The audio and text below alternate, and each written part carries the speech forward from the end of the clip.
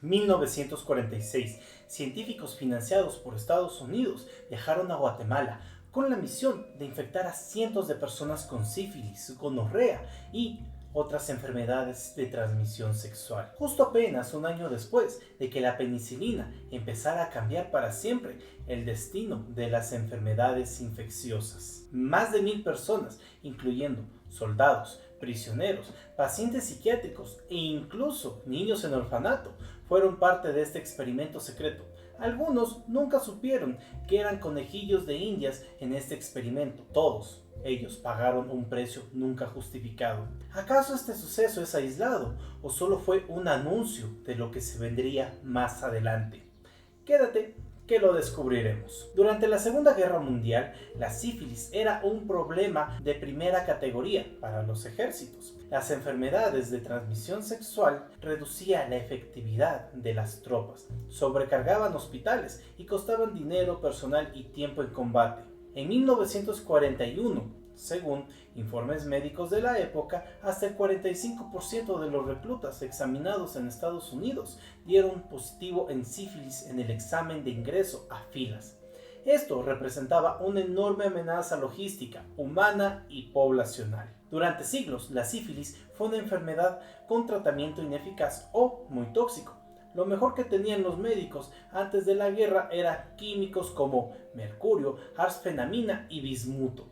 Esto cambió cuando Alexander Fleming descubrió la penicilina en 1928. Sin embargo, por años, este hongo milagroso se quedó solo como una curiosidad de laboratorio. Fue durante la Segunda Guerra Mundial que científicos aliados como Howard Floyer y Ernst Chain lograron industrializar la producción de penicilina. Estados Unidos produjo más de 646 mil millones de unidades al año para 945. El impacto no tardó en notarse. Más de 2 millones de personas en Estados Unidos fueron tratadas con penicilina. La prevalencia de la enfermedad cayó a niveles históricamente bajos. A pesar de tener un medicamento que funcionaba y millones de personas ya infectadas por curar, nos queda una duda. ¿Por qué era necesario investigar con personas de Guatemala que estaban sanas? La penicilina acababa de mostrarse como el antibiótico casi milagroso que podía curar la sífilis en días, pero nadie sabía si se podía prevenir la infección exactamente después de la exposición o simplemente curarla una vez instalada. Esa duda necesitaba ser contestada inmediatamente. En ese mismo año, un médico estadounidense llamado John Charles Cutler diseñó una idea que sonaba experimental. Quería ver si la penicilina podía proteger contra el contagio de sífilis y probarlo de forma controlada, si se la administraba en el momento adecuado. Pero había un enorme problema logístico. En Estados Unidos no podían hacer eso fácilmente. Intentaron algo parecido en una prisión en Indiana para estudiar gonorrea, pero ese experimento fue un fallo total porque fue difícil infectar de forma fiable y controlada a los sujetos voluntarios. El doctor Juan María Funes del Laboratorio de Investigación de Enfermedades Venéreas en Staten Island sugirió en 1945 que Guatemala podría ofrecer condiciones únicas para este tipo de estudio, porque la prostitución era legal allí y las trabajadoras sexuales ya estaban regularmente inspeccionadas por salud pública. Esto facilitaba el encontrar sujetos expuestos a enfermedades de transmisión sexual. Según los archivos de Cutler, el plan de investigación se transformó en un proyecto formal con fondos del National Institute of Health y de la organización antecesora de lo que hoy es la Organización Panamericana de la Salud. Las entidades negociaron con las autoridades guatemaltecas para acceder a prisiones, hospitales y centros públicos. Su plan era reclutar sujetos sin consentimiento informado. Funcionarios guatemaltecos del entonces gobierno de Juan José Arévalo Bermejo dieron luz verde para la ejecución de este estudio.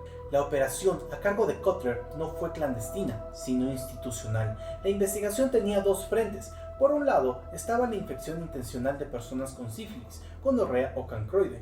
Por el otro estaba el diagnóstico para estudiar la evolución y eficacia del tratamiento con penicilina. Los primeros días fueron una mezcla de caos experimental y crueldad administrativa. Inicialmente se reclutaron prostitutas locales con enfermedades venéreas diagnosticadas, que ya estaban registradas por el sistema de salud guatemalteco. A estas mujeres se las usó para intentar contagiar a soldados y prisioneros en lo que llamaron normal exposure. Asumieron que el contacto sexual sería suficiente para transmitir las enfermedades. Cuando ese método no produjo contagios confiables en masa, los médicos recurrieron a métodos más directos. A prisioneros, soldados, enfermos mentales y pacientes psiquiátricos se les inyectó directamente la bacteria de la sífilis en el brazo, la espalda o a través de lesiones abiertas para asegurar la infección. La edad de los participantes iba desde los 10 hasta los 72 años. En medio de tantos números y poblaciones, hay casos individuales que derrumban cualquier defensa ética. Uno de los más documentados es el de Berta, una paciente del Hospital Psiquiátrico de Guatemala. En febrero de 1948, Berta fue inyectada con sífilis en su brazo izquierdo, sin explicación. Un mes después desarrolló lesiones en la piel y erupciones que se extendieron por brazos y piernas, junto con síntomas severos que no eran tratados. Pasó 3 meses sin tratamiento, mientras su salud se deterioraba alarmantemente. El 23 de agosto de ese mismo año, en vez de detener el experimento, Kotler y su equipo pusieron pus de gonorrea y luego la reinocularon con sífilis. Tras 4 días, Berta murió. Este caso no fue un accidente aislado, fue la lógica operativa del experimento. No se curaba para poder observar la evolución y luego ver la respuesta a la penicilina sin alteraciones. Lo más inquietante es que este no era un experimento aislado o primitivo. En realidad, el mismo doctor John Kotler ya había participado en un intento similar antes de llegar a Guatemala. En 1943, Kotler trabajó con el Servicio de Salud Pública de Estados Unidos en un proyecto de Terre Haute, donde intentó infectar a prisioneros con gonorrea para probar medidas preventivas. En otras palabras, este looping de comportamiento pone algo en claro. No fue un accidente ético único, fue un patrón repetido de ciencia mal dirigida. El experimento oficialmente terminó en 1948, cuando Kotler y su equipo se retiraron de Guatemala y dejaron de infectar deliberadamente a los participantes.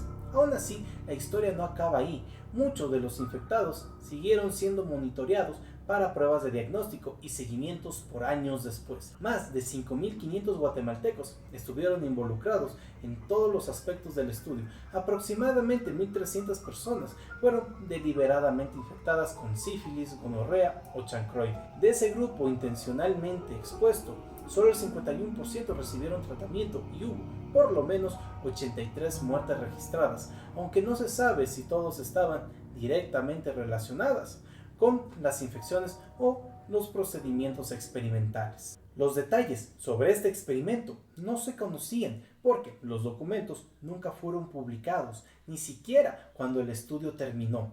Nadie habló claramente de ellos dentro del Servicio de Salud Pública de Estados Unidos, ni en la comunidad científica durante décadas. El caso empezó a emerger recién en 2010, cuando Susan Reverby, una historiadora médica y profesora del Wellesley College en Massachusetts, descubrió archivos antiguos del Dr. Kotler mientras investigaba otro experimento en una biblioteca universitaria en Pittsburgh. Reverby encontró correspondencia, informes clínicos, notas de laboratorio y cartas internas que mostraban cómo el proyecto guatemalteco había sido planeado, ejecutado y, más importante, nunca revelado al público ni a la comunidad científica.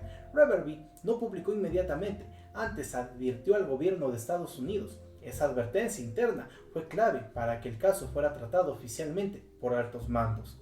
Esta revelación encendió a la prensa internacional con publicaciones de gran audiencia, como en The Washington Post y The New York Times. El 1 de octubre de 2010, Barack Obama llamó por teléfono al entonces presidente de Guatemala, Álvaro Colón, para expresar su profundo pesar por los experimentos. La Secretaría de Salud y Servicios Humanos calificaron a la investigación como antiética, reprensible y una violación de la dignidad humana. Ofrecieron disculpas a las víctimas y sus familiares. Guatemala aceptó las disculpas, aunque exigió más investigación y reparación, calificando los hechos como crímenes de lesa humanidad. Este caso salió a la luz no porque alguien simplemente lo encontró, sino porque una investigadora decidió seguir la pista donde otros no habían mirado. Eso nos deja una pregunta inquietante. ¿Cuántos otros experimentos atroces están todavía durmiendo en archivos, esperando a ser descubiertos? El experimento de sífilis en Guatemala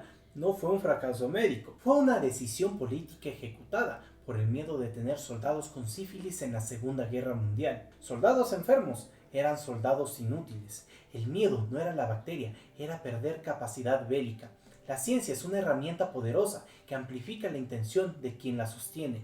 El experimento de Guatemala no demuestra que la ciencia sea monstruosa, demuestra que cuando la ciencia sirve al poder sin límites, el monstruo no es la bacteria, es la estructura que decide quién importa y quién no.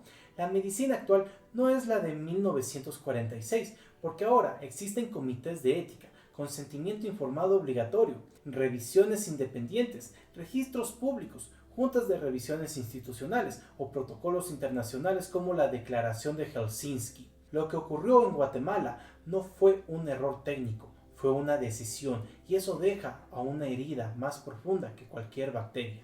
Es por eso que es necesario oír un versículo que encaja perfectamente en esta historia. Mi pueblo fue destruido porque le faltó conocimiento. La ironía es brutal. Aquí había conocimiento. Lo que faltó fue conciencia. Si esta historia te dejó con más preguntas que respuestas, te leo en comentarios. ¿Qué otro caso te gustaría que investiguemos? Si te interesa este tipo de historias, suscríbete al canal. Cada semana exploramos sucesos donde la ciencia, la medicina y lo inquietante se cruzan. Yo soy Israel Alminate y esto fue Radar Científico. Si quieres seguir el proyecto más de cerca, estamos también en todas las plataformas.